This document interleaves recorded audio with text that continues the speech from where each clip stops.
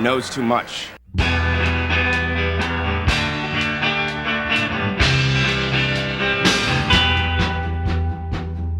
fully understand Mark Passio, one need only study the history of conspiracy theory, a term invented by the CIA following JFK's assassination to spread confusion over that murder most foul.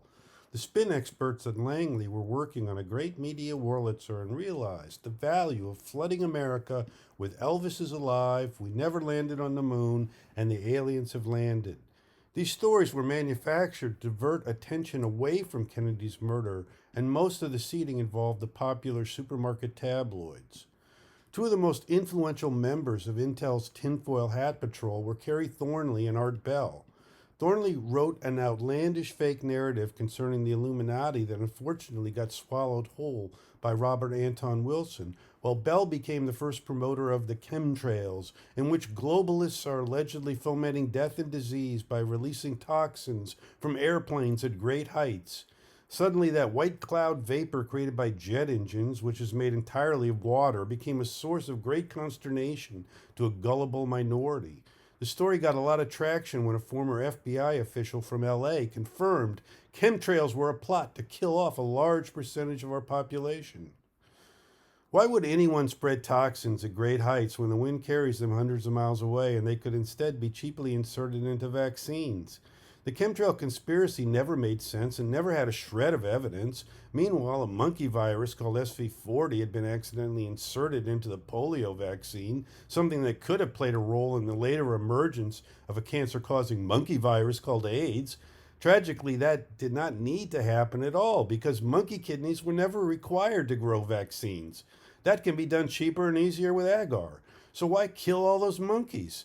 But the most important detail is both Robert Anton Wilson and Art Bell initially ridiculed Jim Garrison's efforts to blame the CIA for JFK's murder, while supporting the wackiest of conspiracy theories. By the 1990s, the misguided belief a vast satanic conspiracy was running the oligarchy was already well established, as well as the fear these elites were kidnapping children for mind control experiments. We know drug-induced brainwashing flourished in the 1950s and 60s, but after some in the CIA, including William Colby, sought to expose some atrocities, the evidence was erased during a Rockefeller-led investigation. The person pushing the original satanic conspiracy was the same former FBI official, Ted Gunderson. Today, Gunderson has been replaced by Q of QAnon. The dumbest among us are easily hoodwinked into crackpot conspiracies, and the more outlandish, the more likely they are to be swallowed. The Flat Earth Society and QAnon represent the pinnacles of this operation. President Trump was never interested in exposing the deep state because that would involve releasing the JFK documents on JM Wave, and he would have launched a new investigation into 9/11 and sought to identify those who profited, including the ones who placed wagers on certain airline stocks. But that would attract serious blowback from the real deep state. Fake whistleblowers like Gunderson always emerge first to snag the center of gravity after deep state operations. Real whistleblowers get disappeared quick, while the fakes typically wind up on the cover of Time magazine. When President Reagan deregulated the banking industry, the CIA stepped in and busted out a string of banks, one of which was in Omaha, Nebraska, the Franklin Savings and Loan, which had links to the squeaky clean Warren Buffett. The bank was run by a pedophile named Larry King, who had a bedroom installed inside his office. King deployed the most famous Catholic orphanage in America, Boys Town, as a recruitment center for his child sex slaves. The kids were given drugs and subjected to traumas.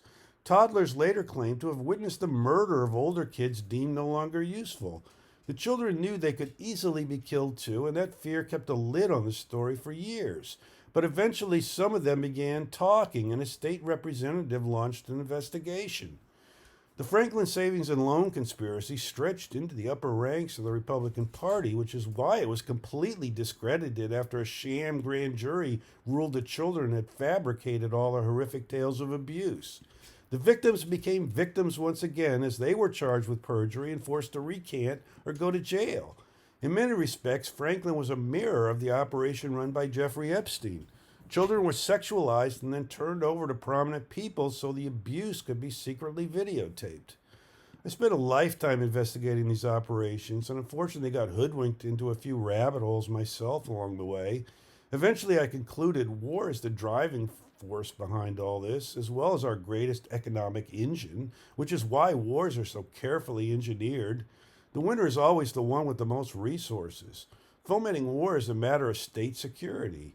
On September 11th, 2001, the internet was flooded with crackpot conspiracy theory, all obviously prepared in advance and dropped like chaff and flares. This instant internet campaign was evidence of a conspiracy. The same tinfoil hat network that spread paranoia about chemtrails and Satanism also spread the fake memes on 9/11. Nothing excites nationalistic fervor like war. It's no accident most are waged in the name of one religion or another. Religion is a form of magic, and for those who don't buy into the mainstream magic show honoring the meek and mild, there's an alternative magic show for opening the floodgates of desire.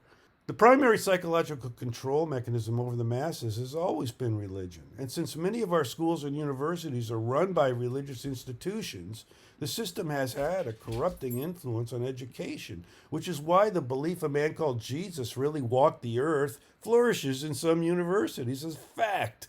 When people buy into a magical Santa Claus story as fact, their judgment becomes compromised. Passio was a devoted Satanist who apparently got kicked out of his coven.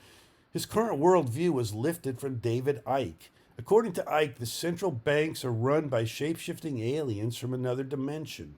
Passio's version is a bit different as it revolves around a satanic conspiracy. Demonizing old money is a misdirection because most of these elites worship in mainstream religion, something they already own and control, even if they do play around with occult ritual and secret societies like Freemasonry and college fraternities. Passio's satanic conspiracy and Icke's alien conspiracy serve to place a protective bubble over the real story because these Satanists and aliens don't exist. Passio's theories are rife with errors of judgment. He supports the idea that Soma of the Rig Veda is a reference to a mushroom and not cannabis. He supports the idea anger is an expression of true spirituality. He supports the idea the COVID pandemic is a psyop and advises people not to wear masks. He supports the idea we must arm ourselves and wage violence in the name of protecting our freedom. Satanism and Christianity are flip sides of the same coin and obey the same rules. You can worship a benevolent deity or some power deity, but both are entirely in your imagination. The important thing about magic is it only works on believers. Magic manipulates telepathic energy, and that energy runs through us all naturally. You can't do ceremonies without it. But magic can be twisted by predators and deployed to ensnare acolytes. Some people crave the comfort of a guru, just like they crave belief in eternal life and want desperately to reunite with past loved ones. In reality, nothing is eternal and the dead are gone. And paying a psychic won't bring them back. There's no heaven nor hell, nor any sort of nirvana afterlife. To be truly enlightened, one must accept this uncertainty and stop seeking magic formulas, incantations, and gurus. The king of dark magic is undoubtedly Aleister Crowley, although few realize Crowley was often deployed as an MI6 operative. His secret society, OTO, began in Germany as a revival of the Illuminati. Crowley was able to penetrate and take over that society, similar to the way a German military intelligence officer named Adolf Hitler penetrated and took over a racist right-wing society. Hitler got crucial support from the biggest corporation in Europe, IG Farben, which was constructed by John Foster Dulles using Wall Street loans. The company was designed as a mirror of Standard Oil, which was owned by Dulles' in-laws. These two mega corporations did business throughout World War II, and afterwards Farben splintered back into 5 pieces, while valuable patents were given to American corporations. Today, one of those pieces owns Monsanto. You won't find anything close to the real story of mind control in Passio's vast satanic conspiracy because his story is just another form of mind control. The original Illuminati never discussed politics nor religion because they sought to manipulate all sides. They recruited the virtuous and the non-virtuous equally and kept those two separated. Their goal was acquisition of power in secret. It had nothing to do with advancing Satanism. The founder was a lawyer of canon law at a Jesuit university. But then the Catholic Church has long maintained Masons are Satanists, which is why they are officially forbidden to partake in communion. Like his mentor David Icke, Passio manufactures paranoia for profit and ego attention while leading people away from real enlightenment by steering them onto a well-worn trail of demonization. The real psyop of our time mostly concerns magnifying violence, and Passio plays a minor role in that game.